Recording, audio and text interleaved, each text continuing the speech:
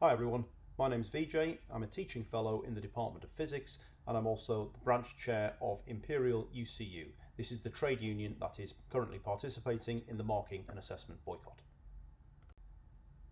In this short video, what I'm going to be asking you to do is decline any offers to take on extra marking as a result of the Marking and Assessment Boycott. So, this is a giant pile of thermodynamics exam scripts which I'm supposed to mark, which I'm not doing because I'm taking part in the boycott, and what I'm doing is asking PhD students to resist any offers to take on the extra marking.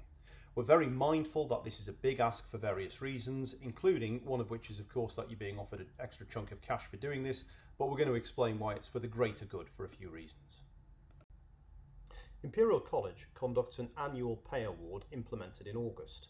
This is decided between the trade unions, who represent all of Imperial College staff on one side of the table, and Imperial College management on the other side of the table. The idea is we reach some kind of agreement on the level of the pay award.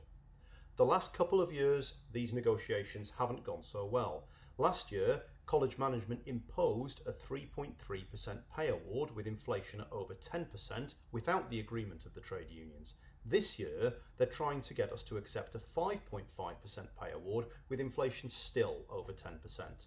The net result of this, of course, is that staff salaries become weaker.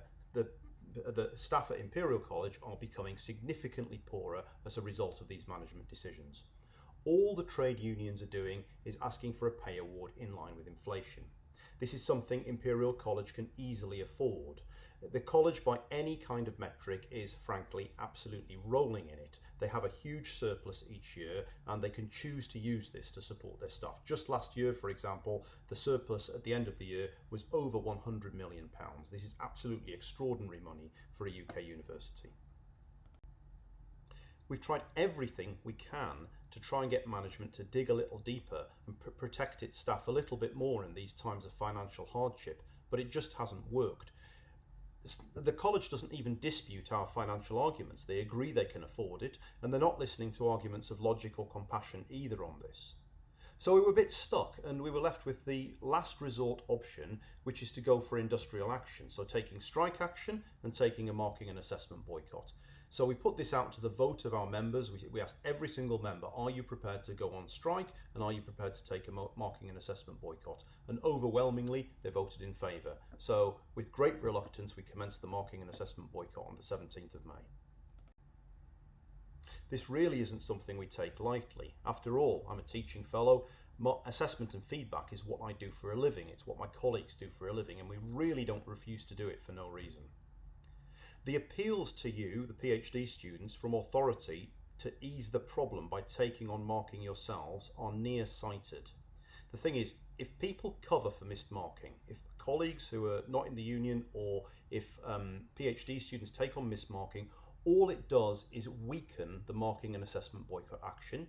It means the pay dispute will only last for longer, and it means it's less likely to achieve a strong result for the trade unions in terms of getting pay closer to in line with inflation. This is something which is clearly winnable, and the more people that assist with the strike action, the quicker and more decisive the win is going to be. Okay, so at the moment, this is a dispute where we're looking to improve our short-term pay, but that's only really part of the picture. What we're really doing this for is to improve the future of academia.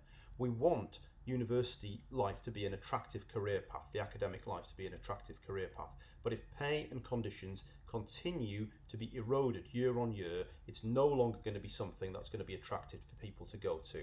This is a fight about turning the tide on something where universities are going to cease to be places for people to develop a meaningful academic career and just be somewhere where people come in order to earn a living. And this is something that we really want to push back on. So yes, we are asking you to turn down the extra cash and turn down the marking, and ask you to think about the long-term consequences, which are potentially far worse than the delaying of a single cohort's graduation if things go the wrong way. Thank you very much for listening. I'm happy to talk to anyone about this at any time, so do get in touch. And remember, PhD students can join the union at any time for free.